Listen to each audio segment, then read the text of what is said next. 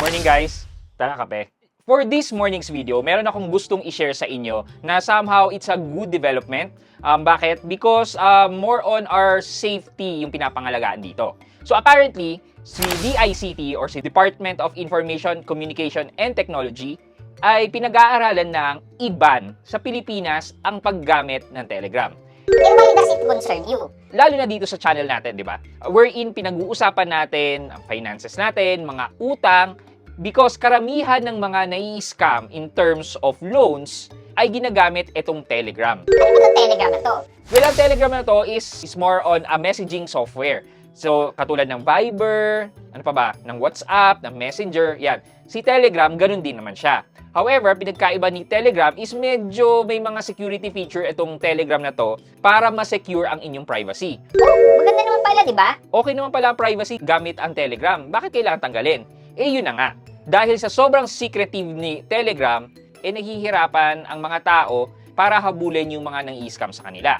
So, nangyayari itong scam na to using Telegram, lalo na sa Facebook. Yan, may mga ads sa Facebook na loan here, ganito lang yung kailangan mo, etc. etc.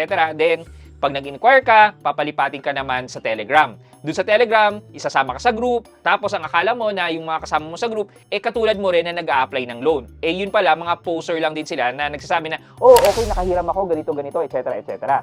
Tapos, pag na-hook ka na manghiram, magsasign up ka na ng information mo, magpo-provide ka na ng ID mo, tapos papaloginin ka na sa website. Doon sa website nila, nakalagay na, kunyari, amount, 10,000 pesos or 100,000 pesos to withdraw.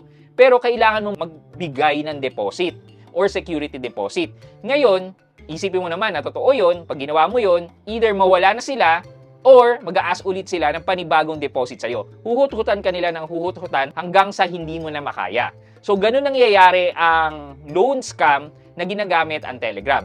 Ngayon, mabuti nga na pinag-aaralan na ng DICT na iba na ang paggamit ng Telegram. I don't know guys, I'm not using Telegram, but maybe for some of you there that is using Telegram in a good way, apektado rin naman dito.